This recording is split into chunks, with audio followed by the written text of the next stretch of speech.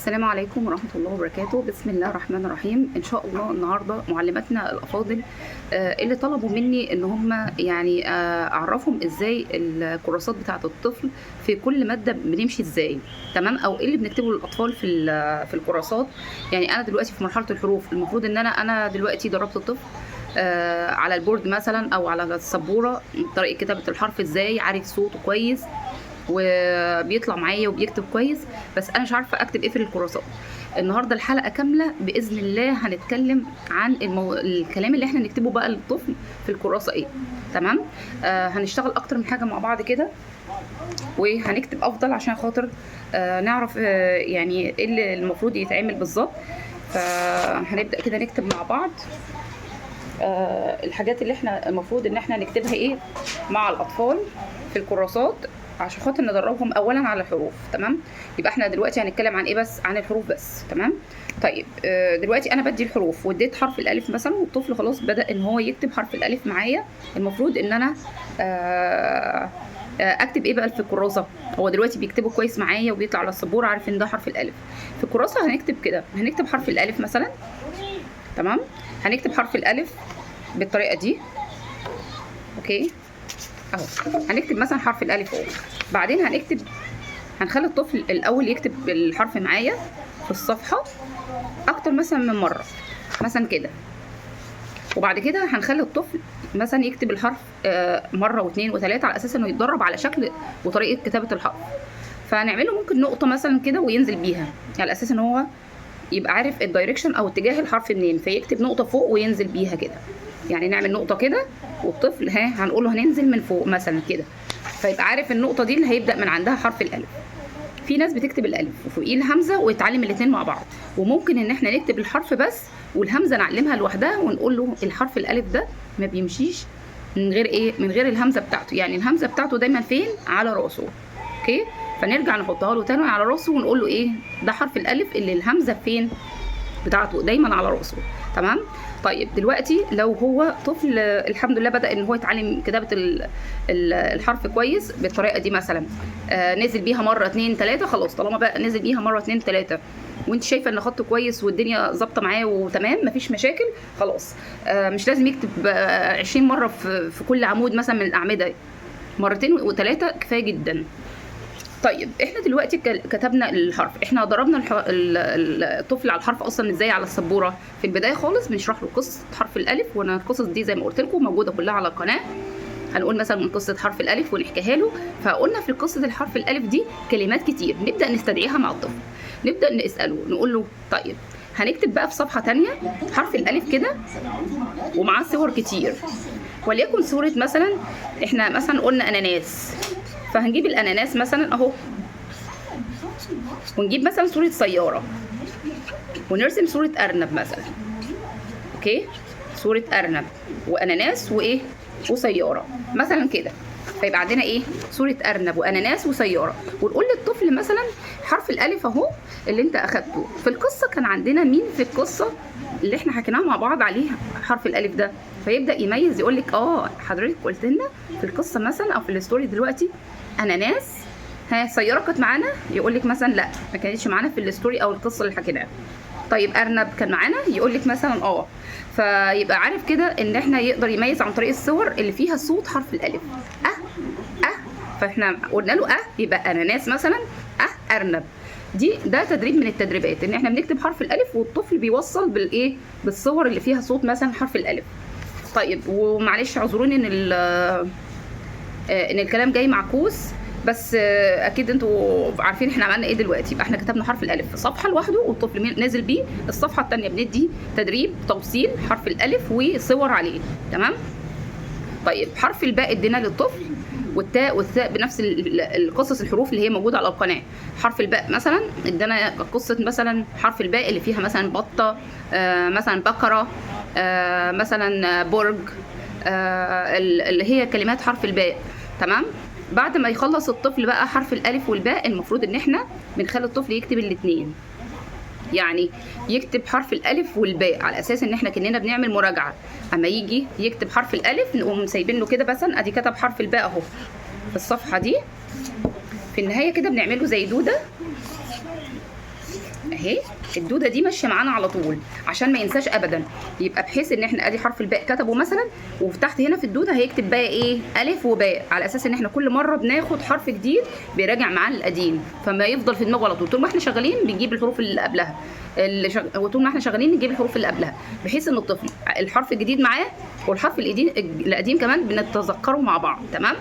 فاحنا في نهايه الحرف الباء والطفل كتبه كويس، قول له بقى ايه، ها احنا اخدنا حرفين لحد دلوقتي، هما مين؟ ها اكتبهم بقى، حرف الالف وحرف الايه الباء، فيكتب لك الف مثلا هنا وحرف الباء. الدوده دي شغاله معاكي لحد ما تخلصي خالص، بحيث ان الطفل يبقى في دماغه الحروف يعني على طول معاكي، ما ينساش خالص. طيب حرف الباء هندرسه بنفس الطريقه.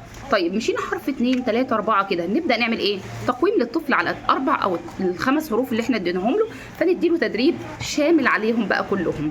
ندي مثلا حرف الالف، وادي حرف الباء ماشي، والتاء مثلا، وادي الجيم مثلا، ونبدا نكتب مثلا كلمات زي كلمه مثلا بقره مثلا، جمل، اسد، تاج.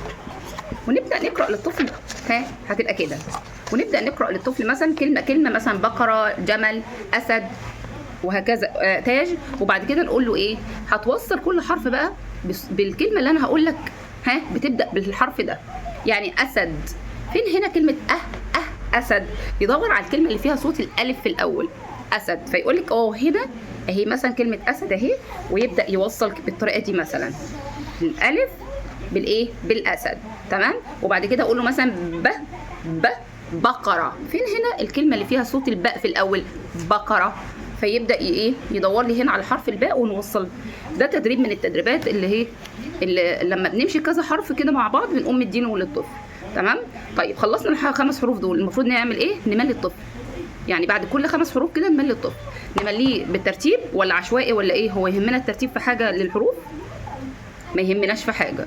يعني احنا المفروض ان احنا بنملي الطفل عشوائي. ترتيب الحروف في العربي ما يهمناش خالص، بالعكس الكتب كلها في جريد 1 او في سنه اولى ما فيهاش خالص ترتيب. يعني جايبين لنا الحروف كده عشوائي، حرف الميم في الاول واللام ومش عارفه ايه، فالحروف عشوائيه مش كلها ورا بعض، الف وباء وتاء وثاء على الطريقه القديمه. ده بيخليني اتاكد ان الطفل فعلا حافظ الحرف. طب ايه اللي يثبت الحرف؟ ان انا اقول له الف، ها الف اسد، الف اناناس. قلت حروف كتير فيها صوت الالف، ونقول له قصه على حرف الالف، حرف الالف على راسه همزه، حرف الالف على راسه همزه، فعلى طول تلقائي اقول له اكتب حرف الالف يفتكر اللي على راسه همزه. طيب حرف الباء نقول له سنا ونمشت حبه ونطت نطه وقع منها نقطه. حرف الباء اللي بيضيع كل نقطه لانه اصغر واحد في اخواته، وما نخلص الباء والتاء والساء نعرفه قصه عليهم هم الثلاثه كده عشان ما نتلخبطش بين نقطهم. ان احنا حرف الباء ده من الحروف الصغيره، اصغر واحد في اخواته، بيضيع كل حاجه تحت. حرف التاء شطور خالص لانه اكبر شويه، مامته دايما تيجي تديله تمرايه، هو بيحب التمر قوي فكان بياخد واحده تانية في الطبق بتاعه. حرف الثاء اكبر واحد في اخواته، فكان دايما بياخد اكتر حد فيهم، فكان عنده 3 نقاط في الطبق بتاعه. تمام. دي قصه ال3 حروف الاخوات دول، على اساس ان هو يفرق بين النقط وبعضها ومين الحرف والتاني. طيب يبقى احنا كده دربنا الطفل على شكل الحرف، طريقه كتابته في صفحه، بعد كده يميز عن طريق صوره، بعد كده نكتب صور كتير قوي على الحروف ال5 دول، ونقول له اكتب تحت كل صوره اكتب تحت كل صوره الحرف بتاعها. نرسم صوره جمل، صوره اسد، صوره مثلا برج، صوره مثلا تفاح، ونقول له اكتب تحت كل صوره اسم الحرف زي ما سمعتها. الصوره دي شفتها في اي قصه من اللي احنا حكيناهم، فيبدا الذاكره بتاعته ترجع كده ويكتب لك تحت كل تحت كل حرف صوره الحرف بتاعها. ودي طريقه دي طريقه التدريبات الكتير على الحروف، دي اللي بتثبت الحروف مع الطفل. واهم حاجه الاملاء العشوائيه، طريقه الكتابه الصحيحه للحرف من اليمين لليسار، ما تسيبيش خالص الطفل يكتب براحته عشان هو طالع لك الحرف شكله كويس ومظبوط، لكن انت مش عارفه هو كتبه من اي اتجاه. لا، احنا ما يهمناش الشكل النهائي قد ما يهمنا البدايه الصح منين. حرف الباء بنكتب سنه نون من عند من عند اول السطر كده ومن اليمين، ونمشي حبه وبعد كده ننط فوق، وبعدين كده نكتب نقطه تحت. زيها التاء والثاء باختلاف الايه النقاط بتاعتهم. تمام. كذلك حرف الجيم، حرف الحاء، حرف الخاء بقيه الحروف كلها بندرسها بنفس الطريقه دي ونفس نوع التدريبات. يبقى يهمنا نكتب ايه في الكراسه للطفل؟ يميز عن طريق صوره فيها صوت الحرف، يميز الحرف بين حروف كتير، نقول له اختار مثلا من الحروف دي حرف التاء. كمان يميز يعرف يتملى الحرف عشوائي، يقول له اكتب جيم، اكتب خاء. وكمان ان الطفل يبقى متعلم ازاي الدايركشن او الاتجاه الصحيح لكتابه الحرف، وما تسيبوش يكتب عشوائي. لما بنسيب الطفل يكتب عشوائي بيتعلم ان هو يكتب كده، حتى في الانجليش هتلاقيه بيكتب بالطريقه دي. تمام. لا، نقف على اخطائهم من البدايه خالص، هنرتاح جدا في موضوع الكتابه ده بالنسبه للحروف. طيب بالنسبه للحركات، هو احنا بقى نبدا ندي الحركات على طول كده، ندخل على الموضوع على طول بعد الحروف ندي حركات؟ لا، احنا مش بعد الحروف هندي حركات، احنا بعد الحروف هنعلم الطفل ازاي يكتب الحرف في الاول وفي الوسط وفي الاخر. ايه الكلام ده يا مس مروه؟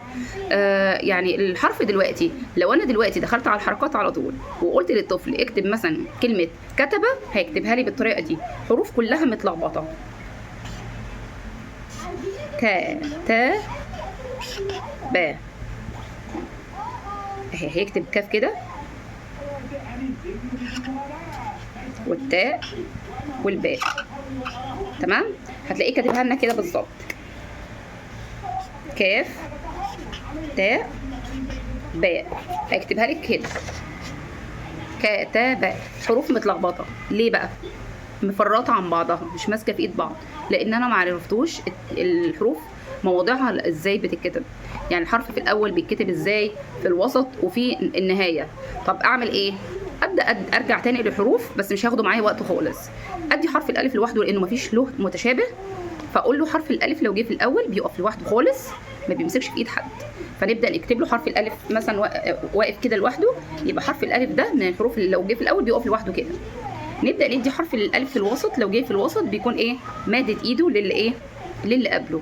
طيب حرف الالف لو في الاخر ممكن يجي منفصل او متصل، يعني بيجي بشكلين، يا مادد ايده للي قبله او واقف ايه؟ منفصل. ده حرف الايه؟ حرف الالف في اخر الكلمه وفي الاول كلمه وفي وسط الكلمه. يبقى حرف الالف ده من الحروف اللي معروفه انها ما بتديش ايديها الا اللي قبلها بس، اما لو جه في الاول بيوقف كده لوحده خالص، ما بيمسكش في ايد حد. ندي الباء والتاء والثاء مع بعض. طب ايه التدريبات دي بقى اللي احنا نديها على الحرف؟ نكتب كلمه ناقصه حرف، يعني كلمه مثلا هندي كلمه احمد، واقول له اكتب هنا حرف الالف في الاول. هتكتبه لي ازاي بقى؟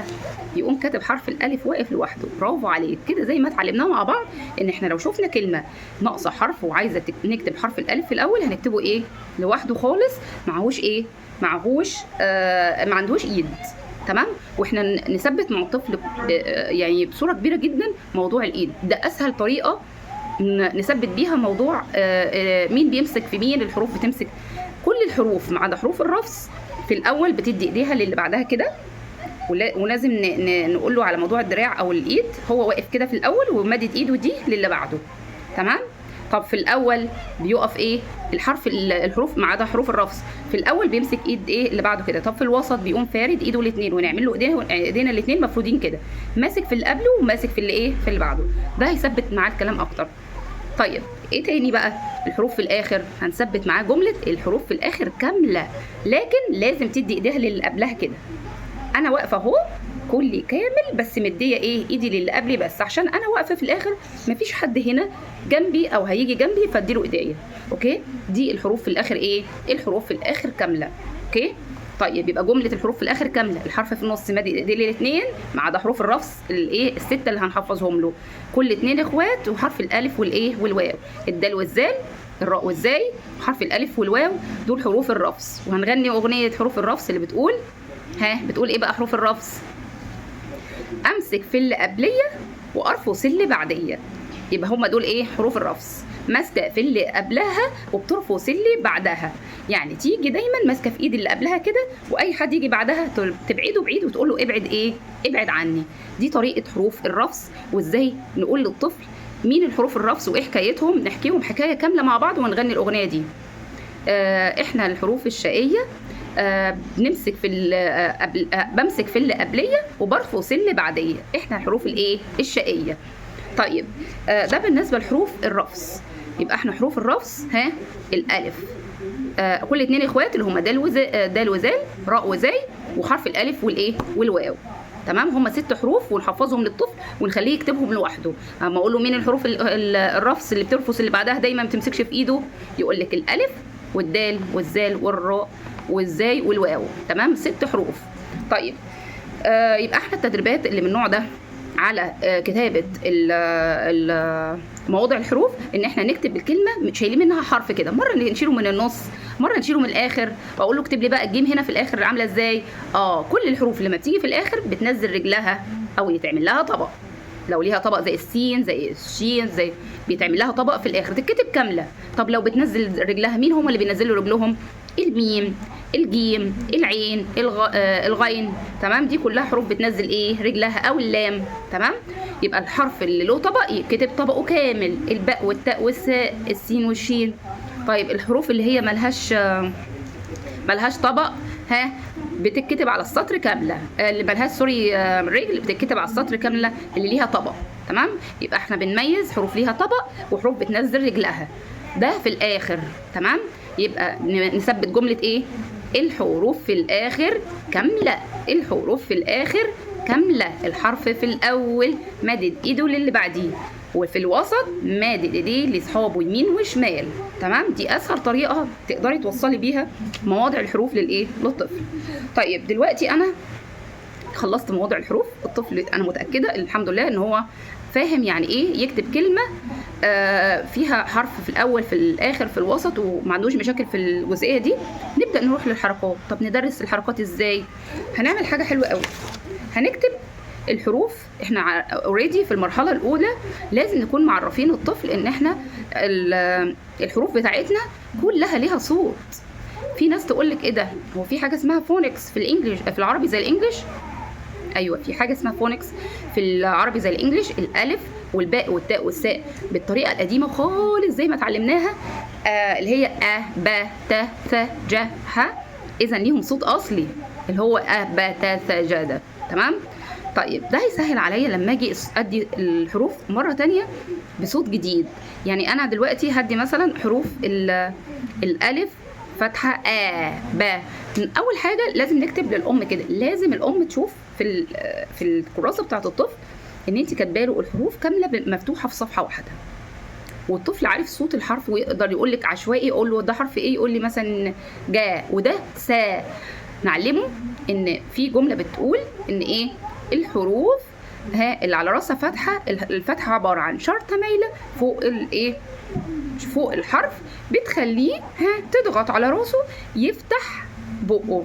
يعني نقول ب جا، شايفين فاتح ايه بقه دايما. يبقى الحركه دي اللي على راس الحرف اسمها ايه، فتحه، بتبقى عباره عن شرطه مايله كده فوق راس الحرف تخليه يفتح بقه لما نيجي نقول صوته. تمام، طيب يبقى احنا كده صفحه كامله فيها صوت الحروف بالفتح. المرحله اللي بعدها بقى صفحه تانية كامله فيها ايه، دمج صوتين.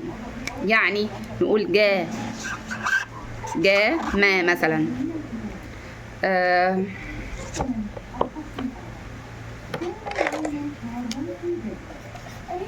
على جا ما، سا ما، را سا،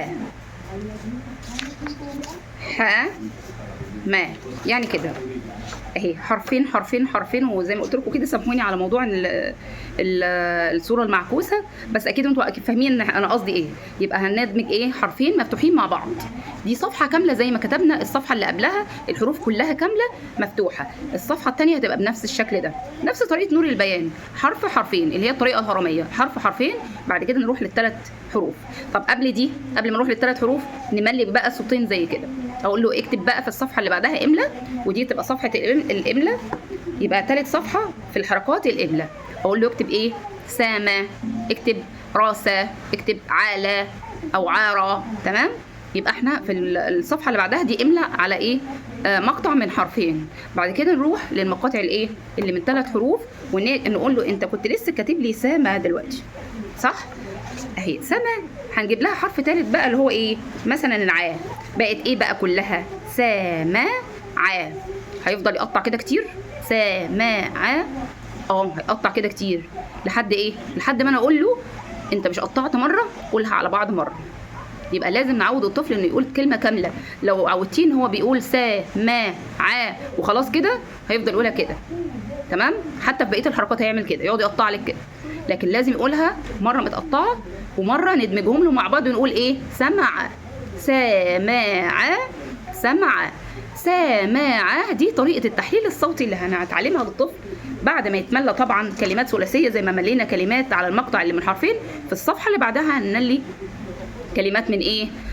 من 3 حروف بقى، كلمات الثلاثيه بالفتح. تمام؟ نملي الطفل مثلا عرف، سمع، شهد، كتب، شرب، قرأ. تمام؟ دي الكلمات الثلاثيه اللي هنمليها للطفل برضو في صفحه لوحدها. نبدا ندي بقى على الحركه التحليل الصوتي. واللي بيقول لي الكلام ده يخلص امتى؟ انا بدي الكلام ده الحركه في اسبوع تكون الطفل مخلصها، وممكن ندي حركتين في الاسبوع. لو الطفل ما شاء الله بيرفكت معاكي وشطور قوي تقدري تدي حركتين في الاسبوع كمان. الحركه ما بتاخدش غير يوم ويوم تاني تدريبات عليها. لو اشتغلتي عليها صح بالطريقه اللي انا بقولها دي مش هتاخد معاكي حاجه. واكيد الام لازم تساعدنا في البيت ازاي ندرب اطفالنا على نفس الطريقه اللي احنا عملنا بيها الحركه او نفذنا بيها الحركه مع الطفل. تمام؟ وهيفيدك في ده انك تسجلي فيديو زي ده للام، او ان انت تكتبي وتفهمي الام في الكراسه احنا هنعمل ايه مع الطفل. نمليه كلمات من مقطع من حرفين، بعد كده 3 حروف، وهكذا. بقيه الحروف بقيه الحركات بتتدرس بنفس الطريقه دي. تمام؟ لكن لو في حركه مرتبطه باللي قبلها زي الايه؟ السكون، هنقول الحروف كلها مفتوحه مع السكون. قد، عل، بر، رس، فص، بر. تمام؟ مره الحروف مفتوحه مع السكون لان الحرف الساكن حرف مرتبط دايما بالايه؟ باللي قبله. ومره نقول الحروف مكسوره مع الحرف مع حرف ساكن.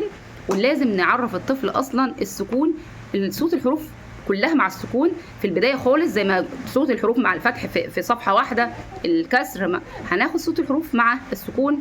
والناس اللي بتقول باء، لا، احنا بنقول الف تسبق الحرف مش العكس. لان في ناس بتقول باء، بج، جب، سوري، ساء. لا، هي اس، سين سكون اس. يبقى نحط الف تسبق الحرف كده. تمام؟ اس، ام، اب، وهكذا من الاول للايه؟ للاخر. تمام؟ يبقى الحروف اللي مرتبطه باللي قبلها بنكتب لها صفحه كامله. الفتحه مع الحرف، الكسره مع السكون، الضمه مع السكون في صفحه صفحه صفحه، ونملي مقاطع السكون. وبعد كده نضيف له مثلا نضيف له حرف مثلا قد، نحط لها رو، بقت قد رو. ونعلم الطفل ان السكون بيتقري مع اللي قبله، والحرف الاخير ده هيبقى بقى لوحده. خلاص؟ طيب في المدود نفس الكلام لانها برضو مرتبطه بالحركات. ندي الصفحه كامله كده، مثلا با، ما، ها، اهي. مثلا الحروف مفتوحه مع الالف لان الفتحه الحرف الالف بيحب ايه؟ الممدود بتاعه اللي قبله عليه فتحه. صفحه كامله للمدود مد الالف، الحرف مفتوح مع مد الالف، مفتوح مع مد الالف، وهكذا كل الحروف. صفحه كامله على كده. الطفل يتدرب على كتابه المقطع اللي هو المد ده، وبعد كده ندخله حرف ثالث. يعني نا، انت بتقرا اهو نون فتحه مع الالف اهي، نا، وصوت طويل اهو، وتكتب معاه ايه؟ ما. يبقى نا، ما. تمام؟ صا، ما. اكتب صا اهي، الصاد مفتوحه مع الالف، وبعد كده ما. تدريبات بقى على الاملاء، وبعد كده التدريب التحليل الصوتي. المد مع الممدود، يعني الصاد ده مقطع والمال لوحده في مقطع. تمام؟ يبقى عندنا دلوقتي قاعدتين تحليل صوتي اخدناهم، الحرف السكون مع اللي قبله والمد مع الممدود. وبندرب الطفل في الكراسه على الكلام ده. ده اللي بنكتبه للطفل بالظبط في الكراسات، ايه؟ على الحركات كامله. بس احنا ما عندناش حاجه تانية غير كده. وانت شغاله اهم حاجه عندي تبقى شغاله تدريب صوتي، تحليل، قراءه واملاء بس. ما انت مش محتاجه حاجه تانية غير كده. ندرب الطفل على ايه؟ المقاطع الصوتيه اللي هي مرتبطه باللي قبلها زي السكون والمدود، والاملاء بقى يتملى معاكي. يبقى القراءه والاملاء ده اهم حاجه في المرحله دي. احنا اصلا بندي الحركات عشان الطفل يبدا يقرا في الكتب بتاعته، فده هيساعدك. طيب الطفل ازاي بقى ما يتلخبطش بين الف المد والفتحه؟ ما انت ما تقولي با غير ما تقولي با. انت لازم توضحي في الاملاء ان ده مد ولا مش مد. تمام؟ يبقى عشان تفرقي بين المد والحركه العاديه لازم تطولي في الصوت. طب سكون، اقفي على الحرف، ما تقوليش قدرو، لا هو مش هيبقى عارف كده. لكن لو قلتي قد رو، شوف هنا وقفت ازاي عند الدال، يبقى هو ده الساكن. قد رو. فص لو. عص فو رو. شوف انا قلت كم مقطع؟ عص فو رو، مقطع ساكن ومقطع مد، والرو اللي هو الحركه لوحدها. فلازم اصلا وانت بتملي توضحي ده للطفل عشان ما يغلطش وترجعي تقولي هو ليه بيتلخبط، عشان هو ما سمعش كويس، ما اتعودش على ده. تمام، لازم نسمعه كويس ونسمعه صح. ده بالنسبه لايه اللي احنا نكتبه ايه في الكورسات، وطريقه التدريس الصح ايه لماده اللغه العربيه، خاصه التاسيس. المرحله دي مهمه جدا، لو عدينا بيها بامان الطفل هيبقى بيقرا بيرفكت جدا من كتبه. والقراءه بقى اللي بطلاقه اللي من غير حركات، حضرتك بعد ما تكتبي الحركه خلصتي 3 حركات المدود، اسحبي بقى الحركات وابداي ادي الكلمات من غير حركات، هتلاقيه بيشكل في دماغه لوحده ويقراها لوحده من غير التشكيل، رغم ان مفيش تشكيل، لكن هو عارف كل الف وسطيه معاها الحرف اللي قبلها بيتقالوا مع بعض ونمد فيهم، كل ياء وسطيه قبلها حرف قبلها بنقولهم مع بعض كانها مد ياء، كل واو وسطيه قبلها حرف بيتقالوا مع بعض، فتلاقيه هو بيقسم لنفسه اثناء القراءه حتى لو مفيش تشكيل. يبقى نسحب التشكيل وندرب الطفل على القراءه بدون تشكيل، ده اللي هيدربه ويخليه يكتب بدون تشكيل. يا رب ان شاء الله يكون السيشن مفيد ليكم، واقول لكم السلام عليكم ورحمه الله وبركاته، واستنوني في باقي الكورس ان شاء الله، وهنقول هندرس ايه في ماده اللغه الانجليزيه، ونكتب للطفل ايه في الكشاكيل بتاعته او النوت بوكس بتاعته. اقول لكم السلام عليكم ورحمه الله وبركاته، وتابعوني ان شاء الله، وباذن الله هتلاقوا معايا دايما كل جديد.